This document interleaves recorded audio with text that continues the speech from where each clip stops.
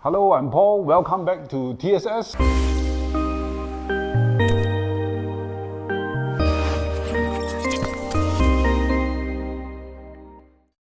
Today, we're going to talk about SBS Brake Pads. The company is called SBS Friction. It started in 1967 and almost 60 years now. They were the first manufacturer to actually make OEM brake pads, aftermarket brake pads for motorcycle. This was back in 1970. So it's about 50 years making all these aftermarket OEM brake pads. SBS Friction collaborate with NUCAP to produce high performance brake pads. What is NUCAP? So the pad itself will hold on to the disc brake, the disc, all right? So the pad itself is the gripping part that will stop the bite. Now, the bottom part here that actually holds the pad is where the technology is supplied by NUCAP using their NRS, NUCAP retention system. Conventionally, long time ago, the pads were actually stuck to the plate, the back plate, using glue. Now, the problem is when you're using glue, the brake generates a lot of heat and the glue tend to melt away. So you can imagine if this is your brake pad and this is that little back plate that hold on to the pad itself.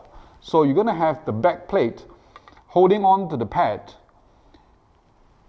In the olden days, or in some of the companies, they are using the glue. The problem is during high temperature, the glue gets melted away and the plate and the pad tend to get separated. Or as a worst case scenario, it's called the edge separation. This is what will happen to your brake pad. And of course, with NUCAP retention system, the NRS, they form a unidirectional hooks. So they do not use glue, they are using hooks that hook onto the pad.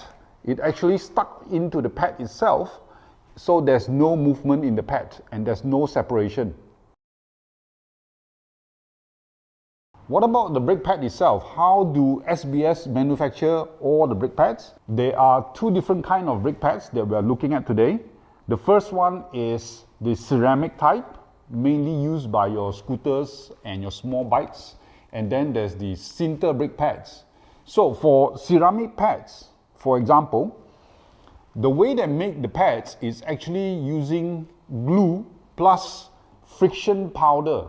So the glue mixed with the friction powder go into a furnace and heat it up to 700 degrees Celsius to create the pad with high pressure, and finally they make the pads. This is what they call the DES, Dynamic Energy Surface Treatment. So it's, although right now you look at it, it's solid. In ceramic manufacturing process, they mix the friction powder together with glue, heat it up, treat the surface and create the pad itself. And finally the pad is further enhanced and stuck to the back plate using NRS. What about sintered brake pads? There's two ways to make sintered brake pads. The first way is to use what they call open furnace system. It's like a conveyor belt. You can imagine a conveyor belt where you have all the friction material, okay, and mix with the metal and go through a furnace up to 800 degrees Celsius. This is when the metal and the friction material mix together. They call it the metal matrix, and finally created your brake pad. The second method that they make the sintered brake pads is using what they call the conductive sinter. Instead of a conveyor belt going through all the brake pads and heating them up to 800 degrees Celsius using a furnace, that means fire, the temperature is a bit hard to control. Now with conductive sinter, what they do is, you have got all the sinter, all the brake pad material, okay, stack it up like this. Of course, we're talking about a huge industrial size manufacturing process. This is just a sample.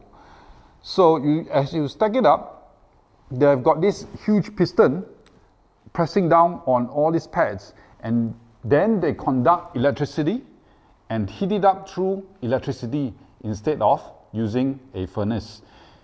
Why electricity is better? Because it gives you very precise temperature control simply by adjusting the current, the electrical current, and you can achieve whatever temperature that you want and to create the braking material property that you desire. Okay, so that's conductive sinter. The scooter brake pads. This is SBS ceramic brake pads. It is still fused with NUCAP retention system, the NRS technology. That means there's no glue involved.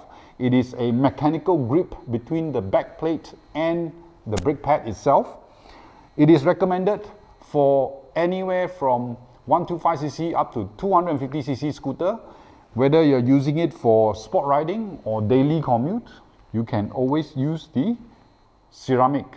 Now, this particular version, the 915HF, is actually a thicker pad. If you look at the side here, it is slightly thicker. So this model gives you longer lasting brake pads. Okay, high performance, same using NRS technology.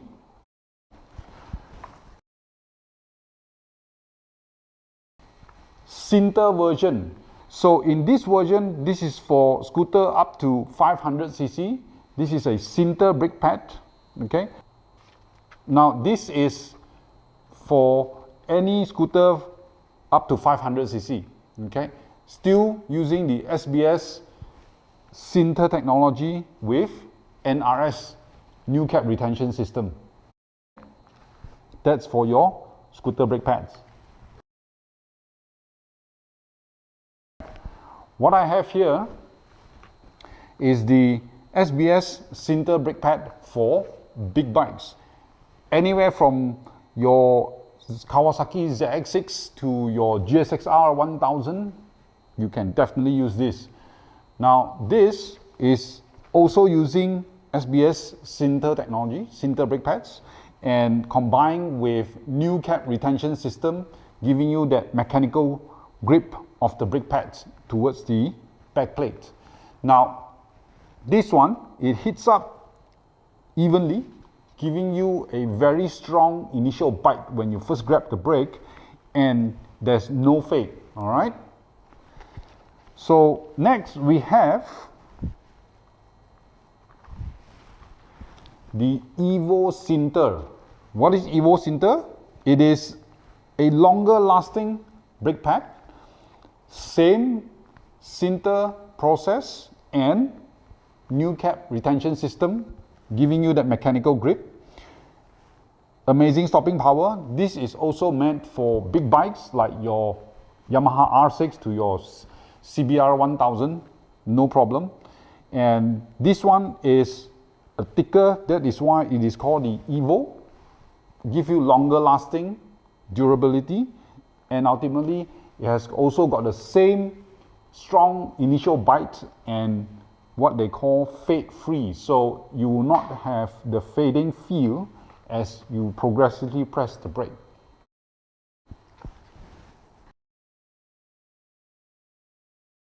We are looking at racing brake pads. Now, SBS has got many different kind of racing brake pads. I want to introduce you the first one, the Racing Sinter brake pad. And then we got the Racing Dual Sinter brake pad. And finally, we have got the SBS Dual Carbon. So, what is the difference, if you ask? Let's talk about what is the common thing among all these three racing pads. They all cannot be used on the road, that's for sure, only for racing. For dual carbon, It is especially, you cannot use it during the rain, only the dry, and is not suitable for endurance. This is, however, very good for single lap use, like qualifying. When you want to have a fast lap time, single lap qualifying time, short distance, you can use the dual carbon.